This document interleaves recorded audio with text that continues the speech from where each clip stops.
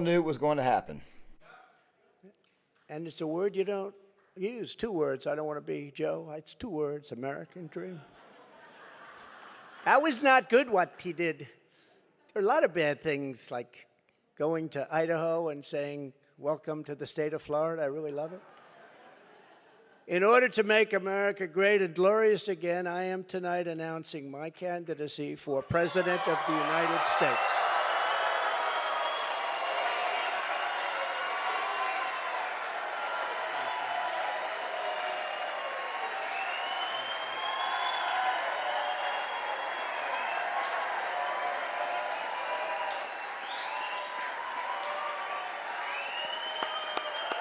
Thank you, kids. Thank you.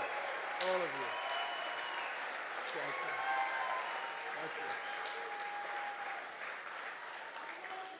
So many incredible friends and family here tonight. It's such a beautiful thing. Some people say, "How do you speak before so many people all the time?"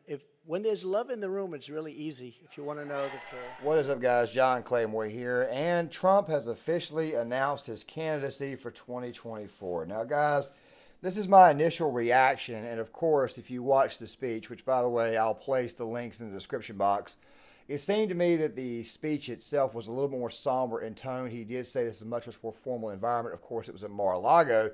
And, of course, the takes on Twitter, of course, where people are saying he looks tired, he looks slow, but then again, you also got some people saying he looks measured. Me, personally, this is the way I think about it. A week ago or 2 weeks ago at his last rally, he seemed very, very raucous, so I don't think that's the case. It may be that maybe he is actually trying to calm himself. Now, how that's going to affect him in the primaries, I really and truly don't know. I got to see some more evidence of this, but obviously, as a Trump guy, I would prefer him in 2024 to the latter, which is obviously in office now. And you guys pretty much know where I'm at with that. Now, guys, this is the thing. I was expecting him, obviously, to announce that he was going to run for president again. However, the more and more I thought about it, the more and more I thought to myself, you know what, man, if you're going to react to a speech like this, right, you need to maybe give him a little bit of advice when he decides to run in 2024, especially based on the issues we have now. Now, guys, please forgive me as I put on these black horn rims because obviously the light's going to be shining a little bit, so I had to write all these down. Now, here's the thing, and we'll talk about the primaries a little bit later on this week because obviously we've got a video coming out tomorrow, which, by the way, will be coming out tomorrow after this one right here. Of course, we'll be talking about the Senate GOP and the actual leadership and why it needs to change. By the way, I made that video, of course, obviously before Kevin McCarthy became Speaker of the House again, and it looks like even though the vote has been delayed for Mitch McConnell, we obviously have some sellouts. Now, with that right there being said, let's go ahead and dive into this. Oh, but first and foremost, make sure you guys hit that like button so that way this video takes off. One more thing, too. The video tomorrow is going to be right around 40 minutes long. There's a lot to get into, and of course, it's kind of sort of a, let's just say it's like part 1, part 2 to an ongoing series that I'm working on that I'm going to go ahead and try to finish up this week. With that there out of the way, let's go ahead and take a look at some of those pressing issues. Right now, what is the thing that's hitting people the most? Oil, gas, the price of gas. We need to become energy independent again. Run on that right there. However, I will say this right, if you want to try to get moderate voters, do not discount all forms of energy. Obviously, I'm a coal guy, but when it comes to energy, me personally, I'm kind of in favor of all if you're using the right way. What I mean by that is let's not switch over to green energy if we don't have the actual capacity to do so.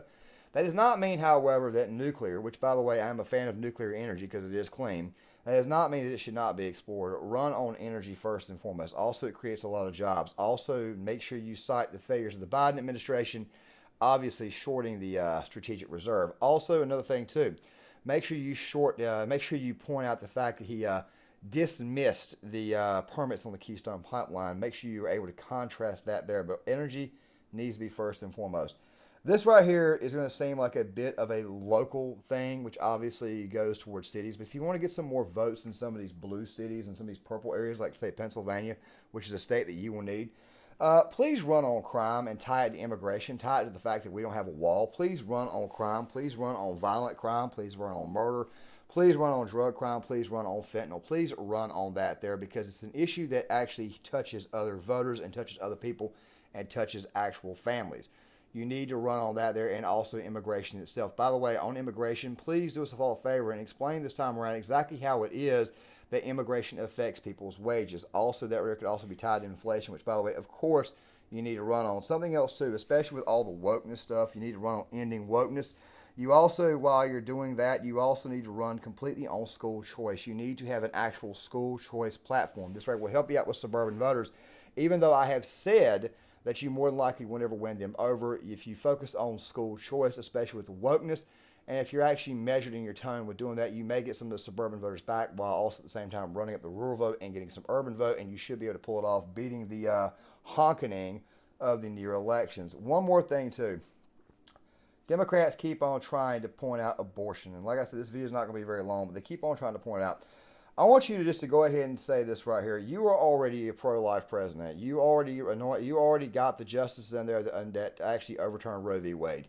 How about this right here? Instead of inflaming the feminists, just go ahead and say it's settled law, okay? Don't really talk that much about it. Now, if you were asked about it, obviously say you are pro-life and you are proud that you got Roe v. Wade overturned. However, for the most part, I think you need to go ahead and say it's settled law because I don't think Democrats are going to be able to run as effectively on it. I just want to go ahead and throw that out there. Gay marriage. Obviously, some of us have different feelings on that right there. Me personally, I am against it. However, I understand the world of politics. You may want to say that it's settled law. Don't meddle in it. Just say that it is settled law and move forward. Remain pro Second Amendment. Also, something else too. You need to run on reform, actual economic reform, actual energy reform. I mentioned that earlier. Immigration reform. You need to run on welfare reform. You need to view this as a once in a lifetime, which, by the way, it would be a one-term administration. You more than likely, as I'll explain in the other video, will have an actual Senate majority to actually get these things done. You need to install actual reforms. We're not going to be able to dig our way out of this mess right now. Also, another one of the reasons why I'd prefer Trump over anybody else at this moment in time is because we are in a bad state economically, and I don't see any other presidential candidate on the Republican side that can actually get us out of this funk. As I've said before, if Greg Abbott was running, the state of Texas economy was already good before he took over. Ron DeSantis, like you, like your policies. I do have some issues with you as of late, mostly because you're donors.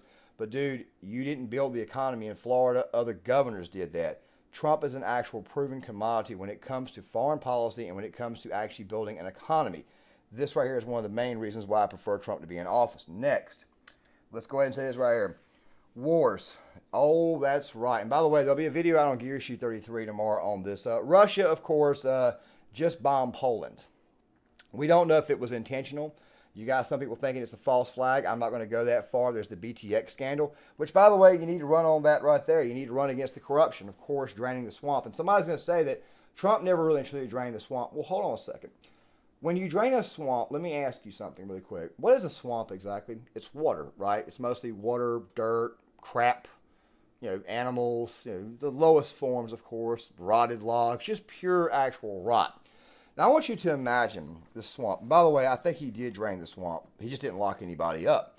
When you drain the swamp, what you're doing is you're basically pulling the, let's say, the top of the stopper on the bathroom, just pulling it off, and you got a nice little thing right there where the water goes through, which, by the way, has got holes that things that's like a hair and stuff get stuck in.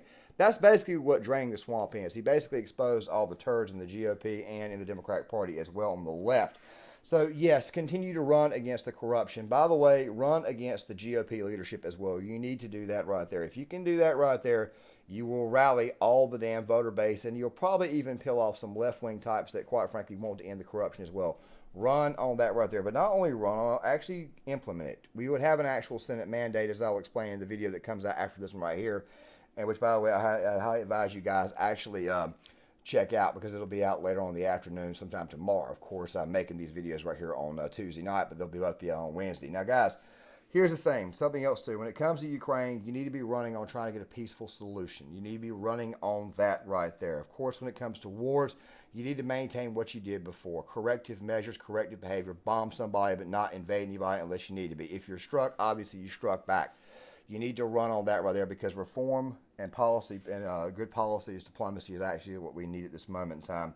And let me go ahead and give you one last piece of advice.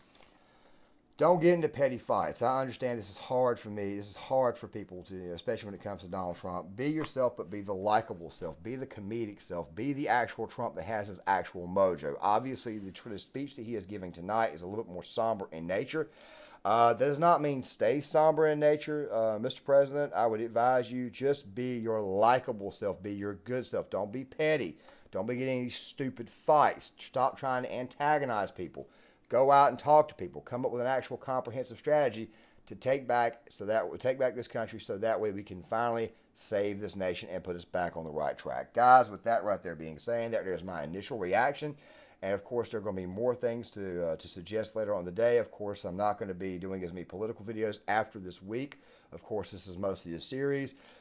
Guys, once again, hit that like button, subscribe, sign off in the comment section, and I'll see you guys.